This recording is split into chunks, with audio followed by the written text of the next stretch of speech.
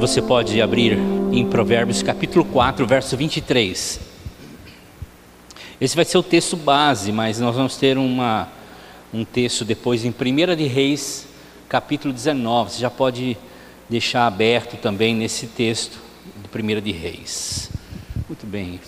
Ok, amados. O projeto de Deus, o propósito de Deus é que nós tenhamos uma vida plena, uma vida abundante, uma vida produtiva, uma vida ativa, uma vida nova, uma vida livre. Esse é o desejo, esse é o projeto de Deus, esse é o anseio do coração do Pai para com nós, os seus filhos. E Jesus veio então trazer essa verdade que nos leva a ter liberdade. A verdade liberta. E Jesus trouxe essa verdade para que a gente pudesse ter liberdade. A descrição do trabalho de Jesus é apresentar a você e a mim aquilo que entregar a gente uma vida abundante. João 10,10 fala que Ele nos veio trazer vida e vida com abundância. Esse é a descrição do trabalho de Jesus, é o que Ele veio fazer. Eu vim, meu propósito, a minha direção é para que vocês pudessem ter vida, e uma qualidade de vida que eu tenho, é a mesma qualidade de vida de Jesus, é a mesma qualidade de vida de Deus. É isso que Deus tem como objetivo, trazer uma verdade que nos conecte a Deus, a essa vida abundante, a mesma qualidade. Ele veio então conectar a verdade que vai nos trazer liberdade. Agora, nós temos um inimigo e a Bíblia diz que o nome dele é adversário. Satanás significa adversário. E o propósito dele, o trabalho dele é matar, roubar e destruir. O propósito dele é implantar mentiras na nossa vida.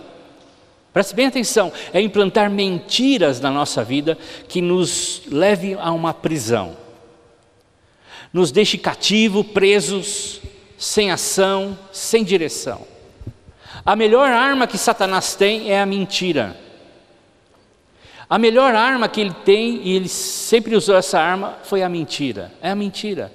Aliás, a Bíblia diz e adverte que ele é o pai da mentira, e a linguagem natural dele, a linguagem nativa dele é a mentira. Ele é mentiroso. E ele vai usar de todas as formas para enganar. Se Jesus veio nos conectar com Deus, se Jesus veio trazer uma mensagem, a verdade que nos conecta a Deus, Satanás veio trazer mentiras que nos desconectam de Deus.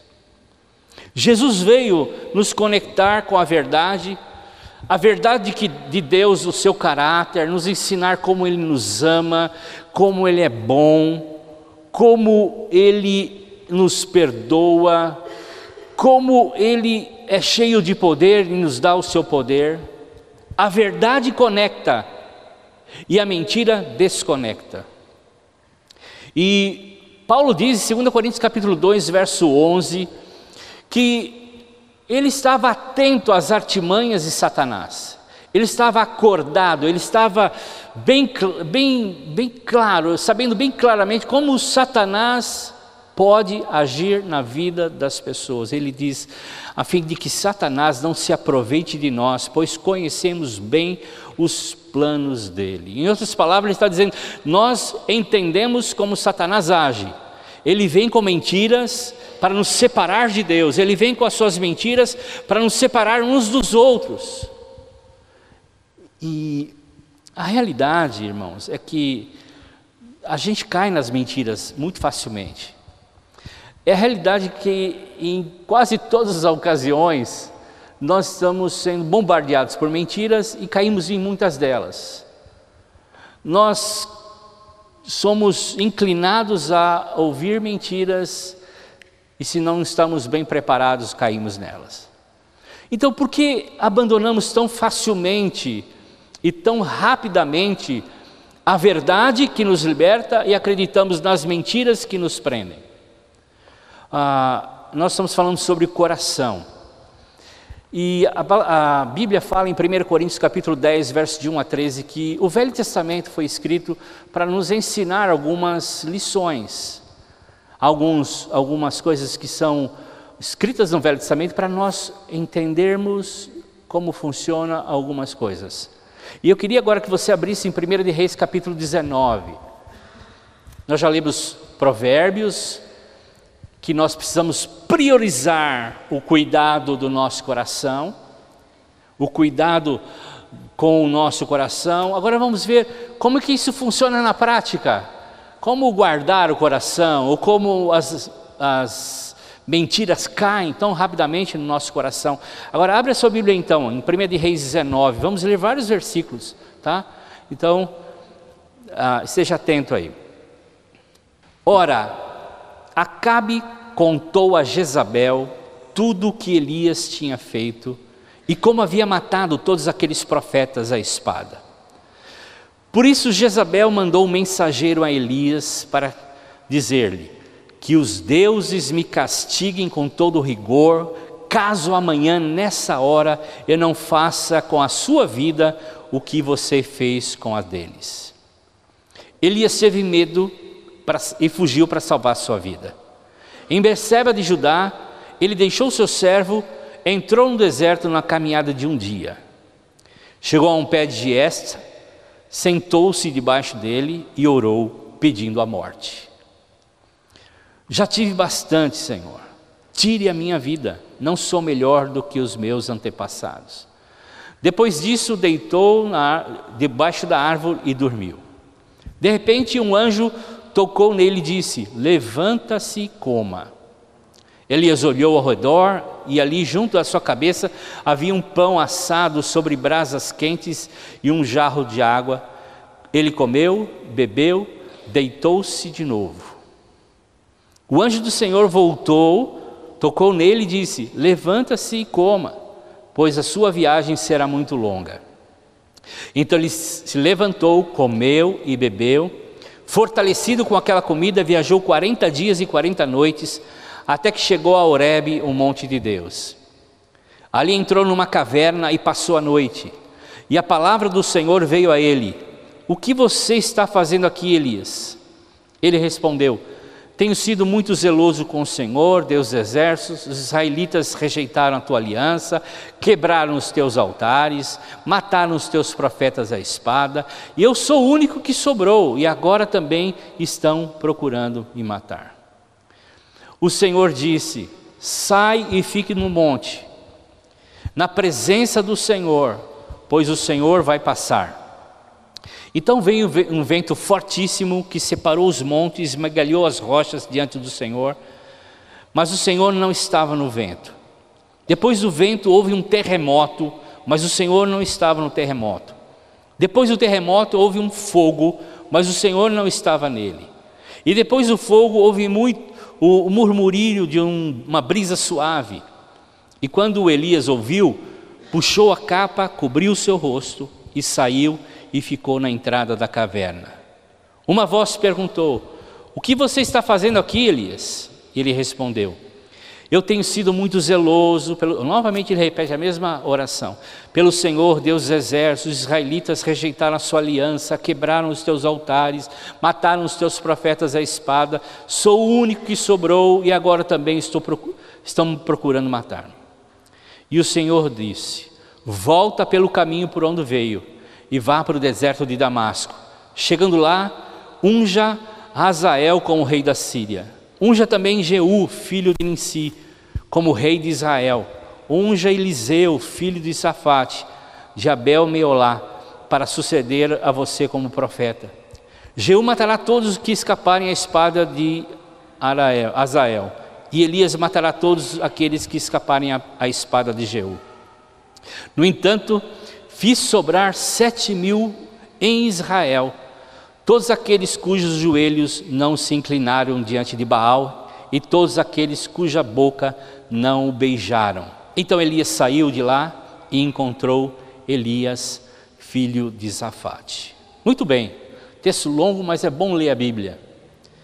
O contexto dessa situação que Elias está passando, lembrando que nós temos que guardar o nosso coração, lembrando que o ataque do diabo é a mentira. O contexto que nós estamos lendo nesse texto é que Elias acabava de sair do capítulo 17 e do capítulo 18 de uma grande vitória.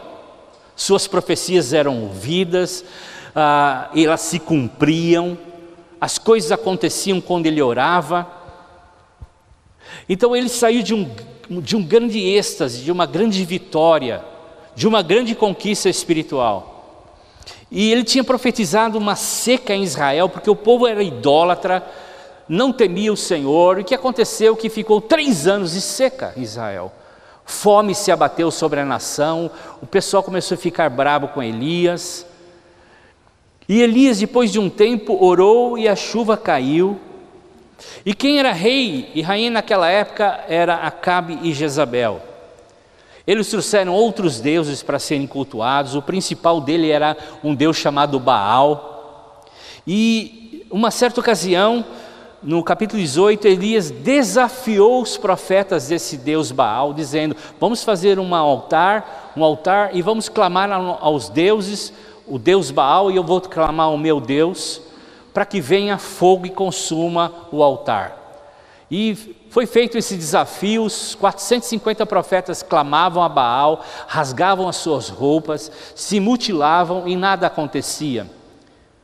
E para encurtar a história, Elias orou e o fogo desceu, queimou todo o altar, e nesse afã eles foram e mataram os 450 profetas de Baal. Uma grande vitória. O povo tinha conhecido o verdadeiro Deus, a nação toda tinha conhecido, voltado a ter aquela experiência da volta de Deus. E então, nesse exato momento, acontece o texto que nós acabamos de ler. Jezabel e Acabe ficam sabendo e eles agora querem matar o Elias. E saem correndo atrás do Elias através de um mensageiro e dão a sua intimação: nós vamos te matar até amanhã. E o texto diz que Elias teve medo. Naquele exato momento, Elias começou a acreditar nas mentiras e fugiu. No momento em que muitos de nós experimentamos vitórias, crescimento espiritual, muitas vezes, logo em seguida, nós começamos a acreditar nas mentiras de Satanás e caímos. Se Elias, por aquele momento, depois de grandes realizações, uma palavra o fez temer e retroceder. Elias acreditou em 3 mentiras que creio que nós também enfrentamos hoje. Vou falar rapidamente delas. Primeiro é que Deus me abandonou. Elias tinha achado que Deus o tinha abandonado. Deus estava comigo lá quando mandou fogo, quando orou e a seca veio, e quando orou e a chuva veio. Agora Deus tinha abandonado. De alguma forma, ele creu que Deus o tinha deixado. Então, quando passamos por algum momento difícil, talvez você está passando por um momento difícil, bem complicado na sua vida, nós não nos tornamos completamente ateus, mas começamos a nos tornar ateu de circunstância. O que significa isso? Deus está no controle de algumas coisas, não de todas. Esse problema que eu estou atravessando, parece que Deus não está nele, não está resolvendo. Nós começamos a acreditar que Deus é um Deus de situações, de momentos, um Deus que pode realizar coisas. Nós acreditamos que Ele tem o mundo em suas mãos, mas ora nós acreditamos que Ele não tem algumas circunstâncias em suas mãos. Então nós nos tornamos ateus por circunstâncias, por ocasiões. Ele é o Senhor, Ele é o dono, mas em alguns momentos Ele não é. Ele não está sendo. Então, Elias estava passando por isso. Essa era a estação que Elias estava passando. E eu vou colocar agora tarefas para você. Se você puder anotar, anote. Primeira tarefa: identifique na sua vida uma ou duas situações em que você acreditou que Deus não estava no controle. Talvez a experiência que você está passando agora, talvez uma experiência do passado que você falou: puxa, isso, Deus não está aqui. Parece que Deus não está aqui. Então, faça esse exercício. É importante você plantar a semente que você está recebendo. E a tarefa é muito importante. Segundo, o Elias pensou assim: perdi a esperança, não tenho mais jeito, perdi a esperança. Eles vão me matar, e eu tenho que fugir. Eles vão me matar, não tem jeito, eles vão me matar. Eu preciso fugir deles. Eu preciso correr, vou para o deserto. Vou me afastar o máximo que eu posso. Se eu tiver que morrer, vou morrer pelas mãos de Deus, não pela mão do meu inimigo. E Elias chegou a um momento, sentou-se e parou. Ele perdeu a esperança. E ele orou pedindo a morte. Perdeu completamente a esperança. Porque pessoas sem esperança param de progredir na fé. Pessoas sem esperança param de crescer em qualquer área da vida. Uma mulher sem esperança no casamento para de crer que o seu casamento pode melhorar. E assim um homem, e assim uma mãe. Um homem sem esperança, ele não crê que seus negócios vão prosperar, vai melhorar, vai sair da crise.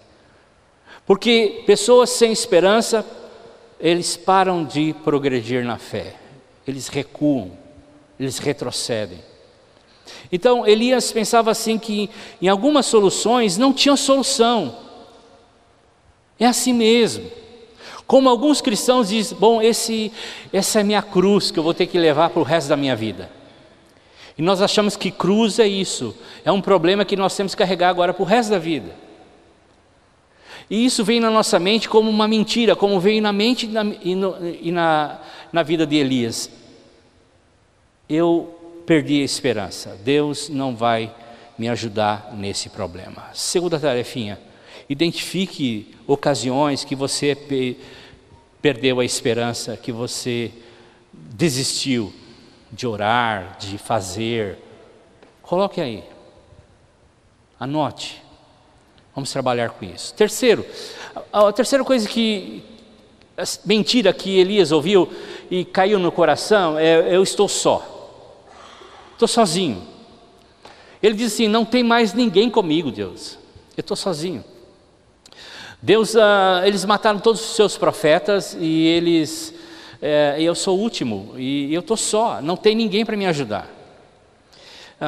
Isso a gente nem conta que Elias, veja só o que aconteceu com ele. Deixou o discípulo dele num lugar e foi caminhar sozinho. Ele não estava só. Era uma mentira.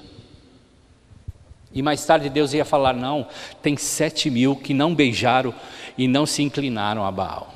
Bom, identifique ocasiões em que você se sentiu sozinho, sentiu que ninguém ia te ajudar, ou ninguém te ajudou, ou ninguém te apoiou. Você queria fazer algo, você queria realizar algo e ninguém te apoiou. Você se sentiu só, você não conseguiu ter apoio das pessoas. Anote aí. Muito bem. Vamos ver alguns pontos importantes para como eliminar essas mentiras.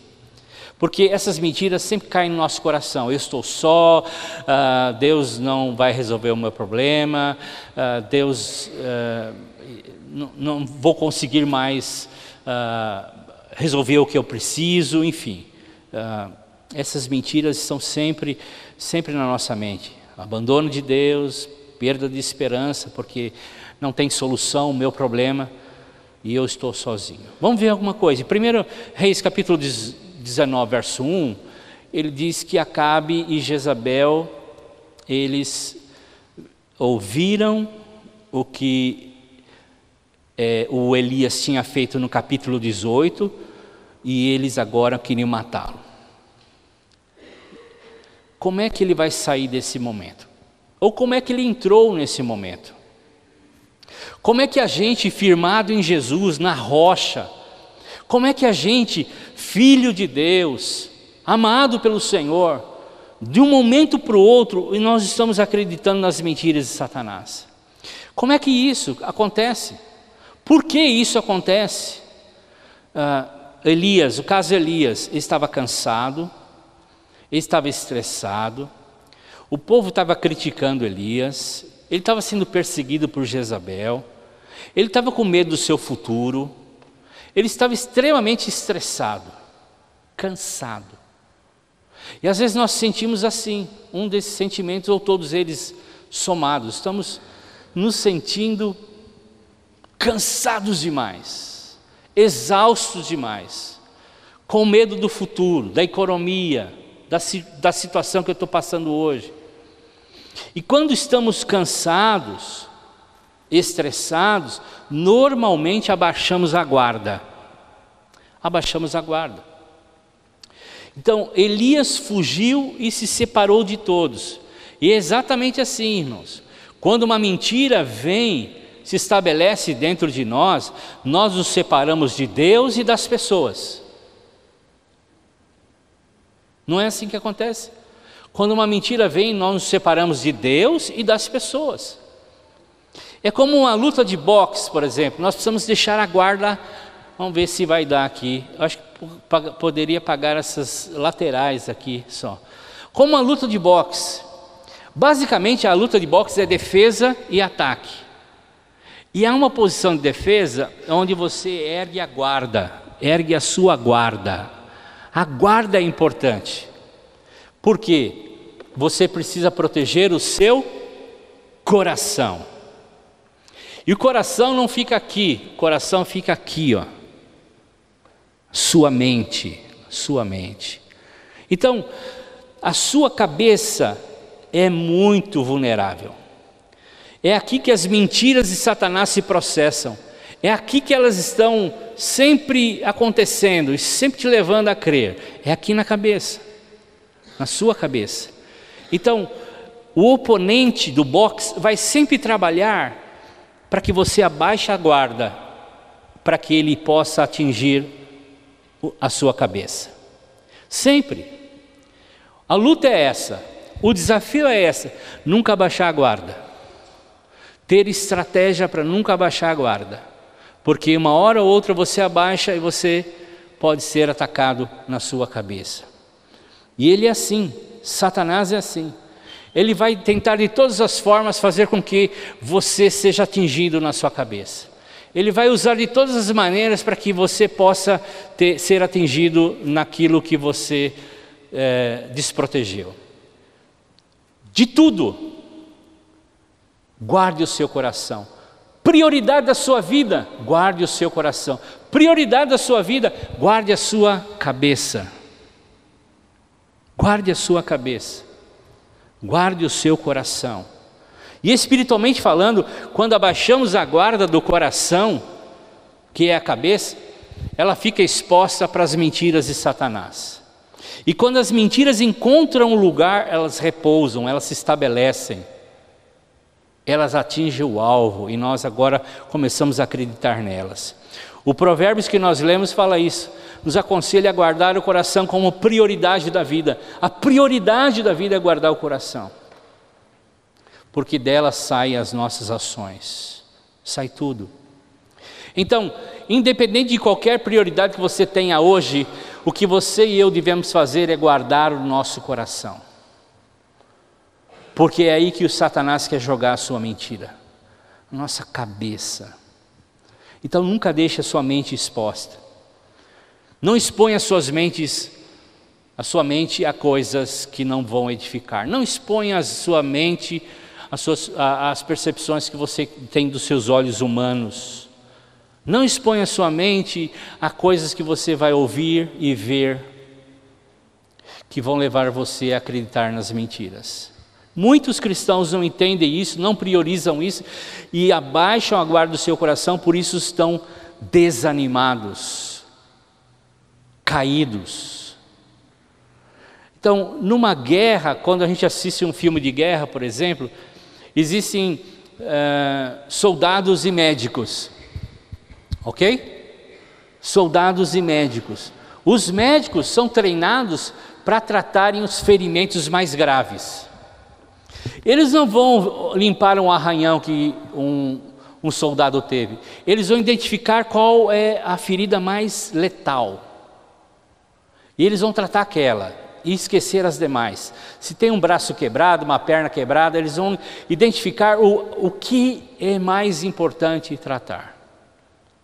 O que importa é os ferimentos mais críticos, depois os demais. Em outra ocasião eles consertam a perna, consertam o braço. Eles querem identificar aquilo que vai levar ele à morte.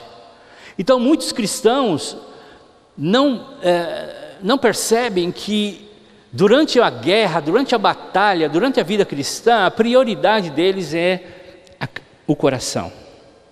O coração. Cuidar da mente. E a tendência natural é baixarmos a guarda quando estamos cansados da luta. As mentiras entram nesse momento e elas encontram um lugar para fixar. Amargura, ofensa, ressentimento, medos, insegurança. Elias recebeu e teve medo. Recebeu um golpe e teve medo. Uma palavra, você vai morrer amanhã. E ele, que tinha desafiado 450 homens, profetas, que tinha orado por chuva, que tinha orado por seca e outras coisas mais, ele agora estava vulnerável a uma pequena mentira. Outras pessoas estão com problemas no casamento, eles saem de um casamento, saem da igreja, porque abaixam a guarda e deixam o coração exposto para as investidas de Satanás, para as mentiras de Satanás. Outros estão com a sua vida financeira destroçada, a sua vida pessoal destroçada, ou profissional destroçada, porque abaixaram a guarda e acreditaram nas mentiras do inimigo. Elias estava exatamente nesse lugar, acreditando numa mentira. Depois de vitórias, ele acreditou em mentiras. E Paulo diz, nós não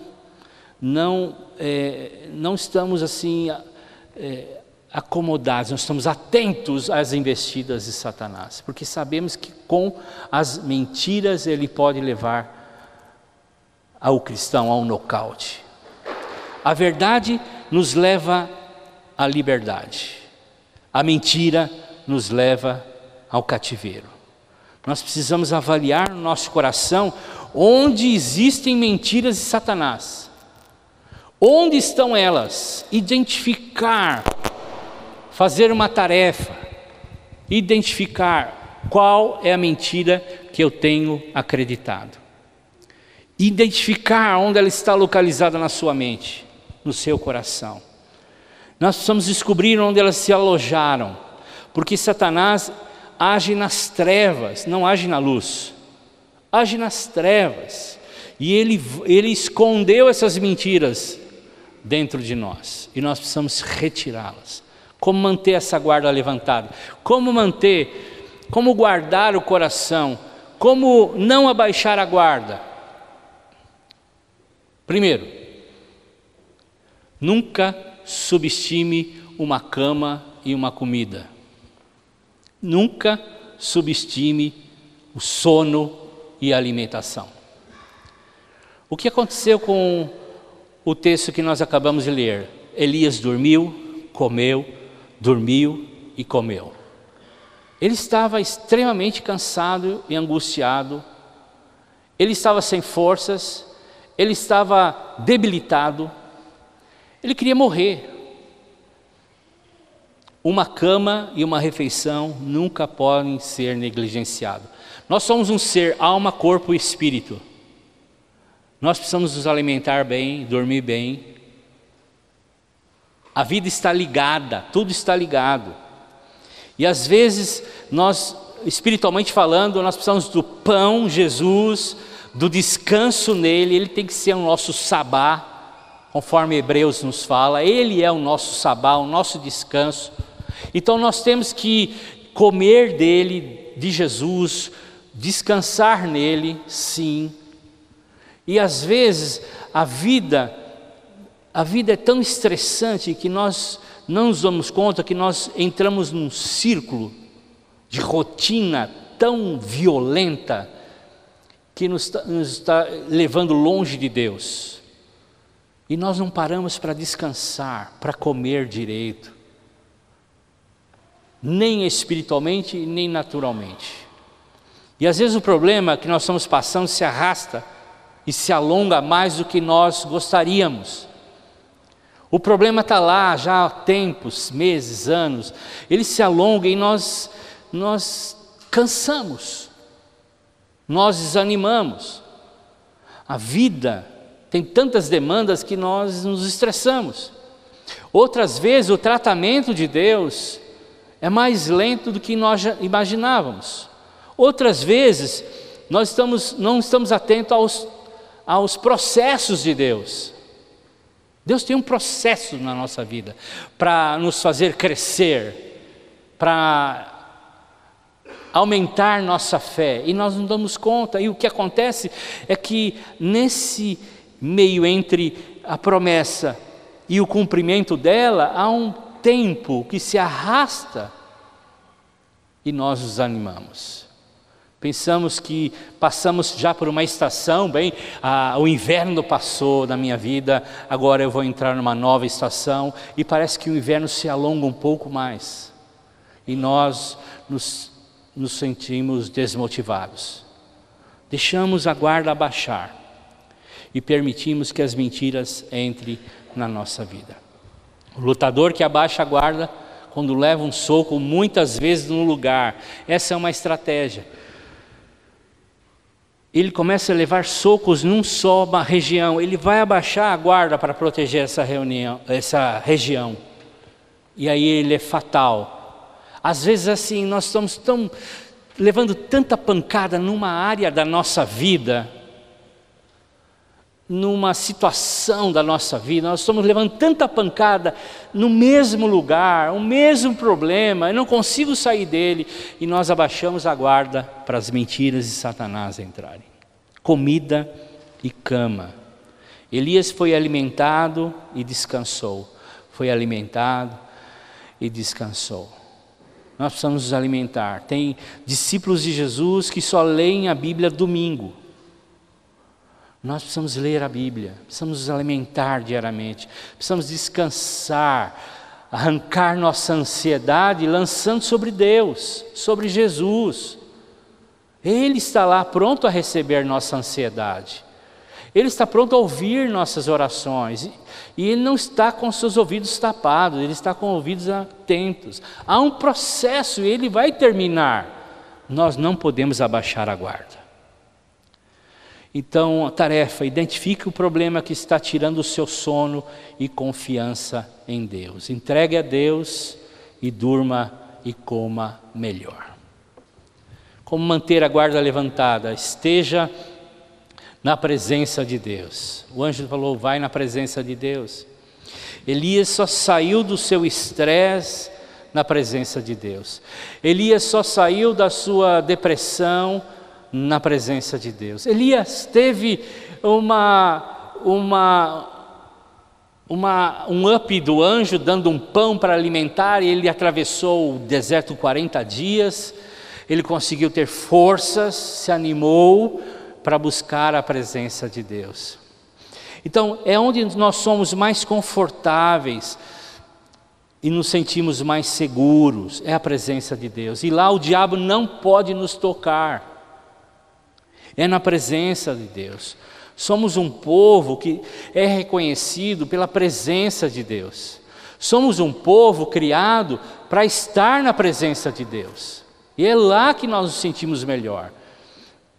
Então, quando somos atacados, precisamos correr para esse lugar. É um lugar de refúgio, é um lugar onde nós podemos descansar. Não é um lugar para fugir dos nossos problemas, é um lugar para resolver os nossos problemas.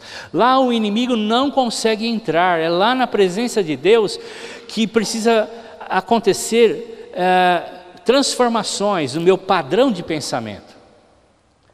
O meu padrão de pensamento precisa mudar, o meu padrão de pensamento tem que ser a presença de Deus.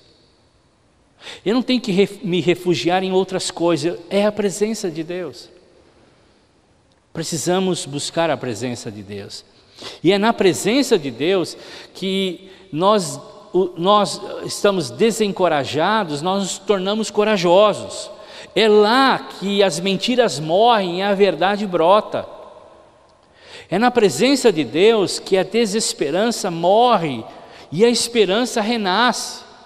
Então, guarde o seu coração e habite na presença de Deus, porque na presença de Deus sempre está em qualquer lugar onde nós estamos. É o lugar onde nós temos que buscar. E quando as mentiras surgirem, elas não vão encontrar espaço no nosso coração. Então mantenha a guarda levantada. Não permita que a mentira entre na sua vida.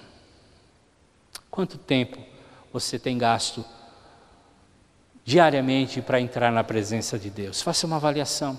Acorde mais cedo, aumente o seu tempo. Coloque um louvor, uma música, abra a Bíblia, ore. E esteja aberto para ouvir Deus. Faça isso. Essa é uma tarefa. Priorize guardar o seu coração. Terceiro e último. Busque as pessoas certas.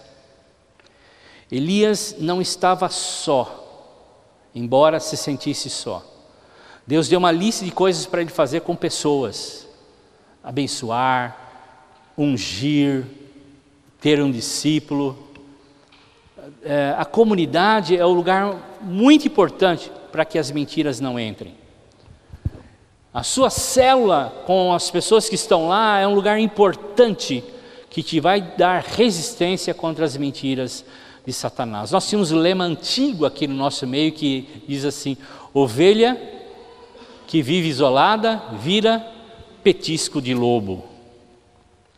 Ovelha que vive isolada vira petisco de lobo. Que ironia! Elias se isolou para reclamar que estava só. Ironia! Ele não estava só, ele deixou o seu discípulo em algum lugar. Ele até esqueceu, eu acho. E aí então, ele não estava só. Uma ironia. O inimigo quer nos desconectar das pessoas que são importantes na nossa vida espiritual. O inimigo quer isolar a gente. O inimigo tentou isolar Elias, foi socorrido por Deus, porque entrou na presença de Deus. O inimigo quer nos isolar das pessoas para sermos alvos fáceis das mentiras dele. Com quem você anda importa, com quem você anda é importantíssimo. Há muitos anos atrás, para terminar aqui, bem jovem, nós tínhamos um acampamento em Bauru, nós íamos várias vezes lá. Eu era um piazão, uma fazenda enorme, muitos jovens, centenas de jovens se reuniam ali em Bauru, numa fazenda. Não tinha estrutura de acampamento, nós dormíamos em barracas, tomávamos banho em manjolo, comíamos no ar livre, fazíamos cultos num batedor de café. Era um lugar assim, para hoje, crente Nutella não entra, tem que ser crente raiz, tá? Era assim, dormíamos em barraca, era uma coisa assim, quando dormíamos, né? Bom, todo ano tinha um campeonato nessa fazenda com os acampantes versus o pessoal da fazenda. Muito bem, eles perdiam todas, porque nós escolhíamos os melhores, tínhamos centenas de pessoas e escolhíamos os melhores, sempre ganhávamos dele. Pois bem, um dia, num acampamento, eles chamaram 4 jogadores profissionais do Noroeste Esporte Clube E era um time que estava em crescimento em São Paulo. As coxas dos camaradas era duas a minha assim, cada coxa deles. Uns caras fortes, altos, eles bateram na gente como nunca bateram. Quem tem amigo, está feito. Pessoas certas vão te levar ao crescimento. Então, com quem você anda importa. Quantos estão desencorajados, surrados pelo inimigo, porque estão caminhando sozinhos? Não prestam conta, não têm amigos. Precisam ter gente que vai levar você a um crescimento. Se você tem amigos, você está com vantagem. Pessoas certas são como plataformas de lançamento, que vão levar você a decolar na sua vida espiritual. Então a célula é um lugar de conexão que vai te lançar espiritualmente e vai te ajudar no processo para você entender coisas que você não entende sozinho. Pessoas isoladas e desconectadas estão expostas ao desencorajamento e às mentiras de Satanás. A comunidade, essa comunidade quer te lançar para frente, quer te lançar para o alto, quer te lançar para um novo nível espiritual. E Deus disse a Elias: Elias, você não está só. Tem milhares que ainda não beijaram e não se reclinaram a Baal. Uma das formas de Deus ajudar é a vida comunitária. Além da vida devocional, é a vida comunitária. Deus fala através do seu irmão. Deus fala da pessoa aí, através da pessoa do seu lado. Deus não está em silêncio, é você que não está conectado. Deus não está em silêncio, é você que não está conectado. Você não está ouvindo a voz de Deus porque você não está conectado a alguém. Deus quer falar através de alguém. Além da sua devocional diária, Deus quer falar através do corpo. E Deus não está falando, você acha, porque você não está conectado. E muitos acreditam nas mentiras de Satanás porque estão isolados. Então ore e busque 3 pessoas essa semana. Peça oração para que eles possam te ajudar a crescer. Então priorize o seu coração. Guarde o seu coração. Guarde a sua mente. Guarde. Faça as tarefas. É na presença de Deus, é na família de Deus que nós crescemos e somos guardados. Amém, queridos?